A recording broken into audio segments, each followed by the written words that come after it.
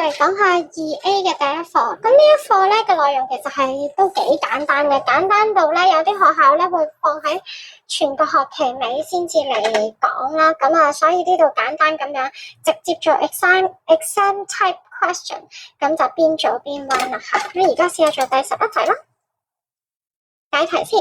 咁佢就話咧以下邊一啲嘅 measurement 咧，佢嘅 maximum absolute error 咧係0.5 cm 嘅。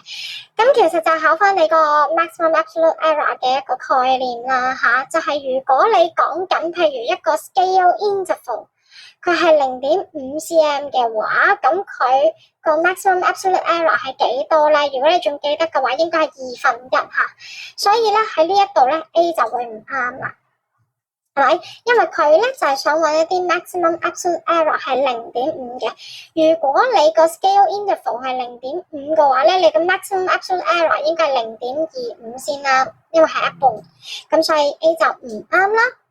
好啦，咁跟住咧就可以睇下第二個選項啦。咁佢就講話 measure 咗4 cm 啦，呢個唔重要嘅，最重要係佢後邊嗰一句啫，就係佢講佢 correct to cm 嘅。咁頭先有講到啦，就係話嗰個 maximum absolute error 咧，其實就應該係嗰個 scale interval 嘅一半啦。咁1 cm 啊嘛，1 cm 除以2就即係0.5 cm 啦。咁所以咧2就啱啦。佢咧嗰個 maximum absolute error 就0.5 cm 啦，因為佢係 scale interval 嘅一半啦。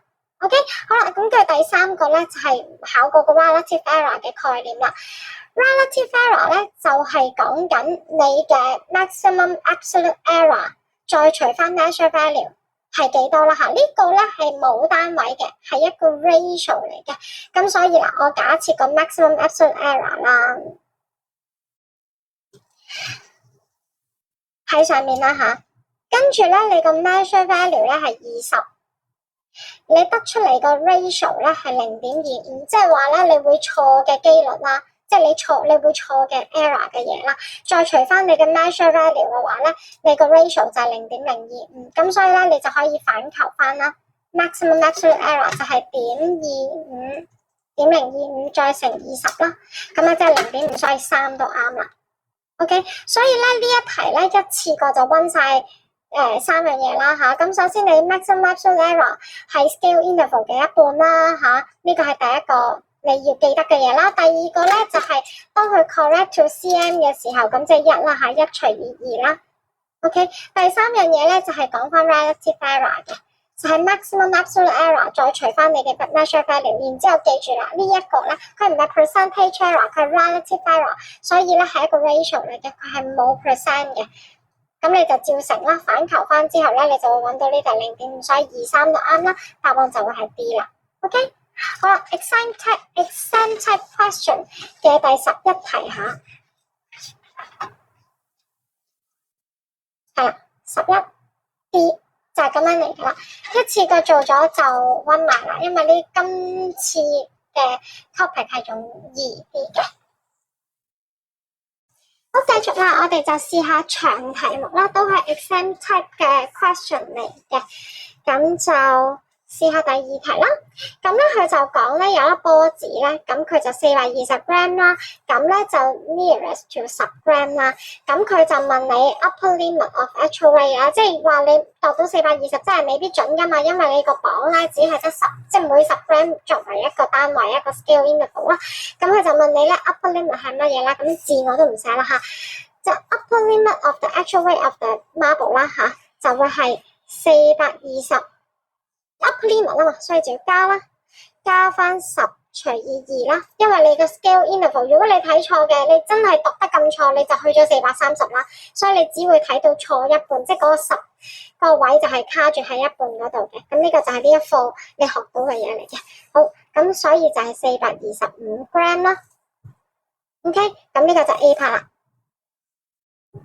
就係講緊個 upper， 咁你識得加啦，然之後再加翻嗰個scale interval 嘅一半啦。好啦，B 題啦。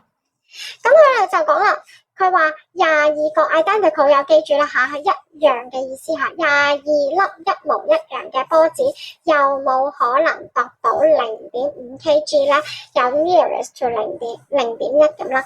咁咧我呢一度咧就好想用一條式過，因為真係唔想寫太多啦。OK， 好嗱，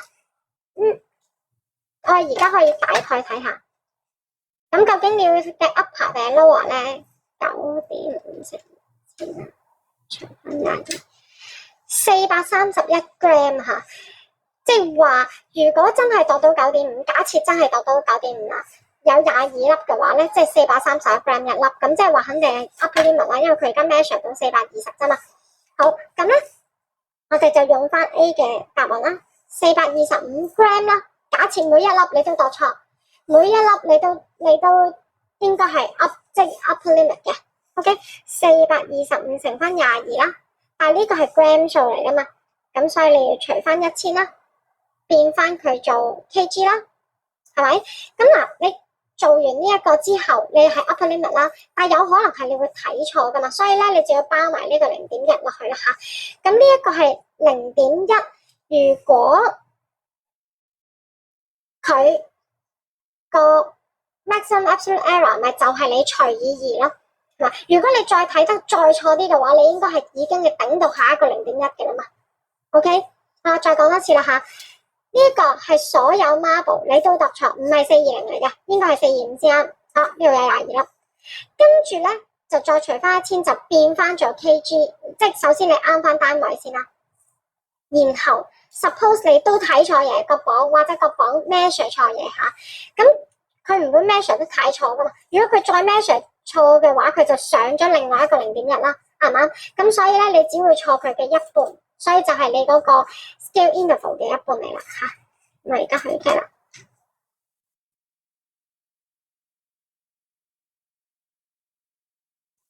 ，OK， 即係9.4。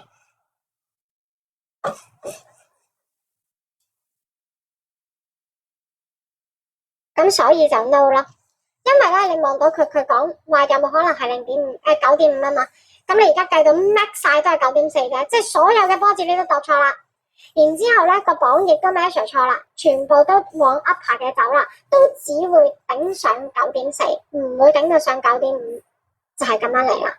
OK， 咁啊一條式過啦嚇，唔使寫咁多嘢，如果唔係咧你就要寫好多字噶啦。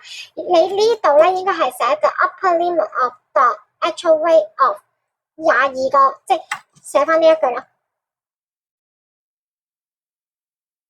係啦 ，the upper limit of the， 跟住就寫翻呢一句出嚟啦。係啦，咁我哋而家睇翻下 exam type question 嘅第2題。好啦，呢度 exam type question 嘅第2題啦。咁啊，首先係425 gram 啦，跟住就 no 啦，咁就一條式過啦。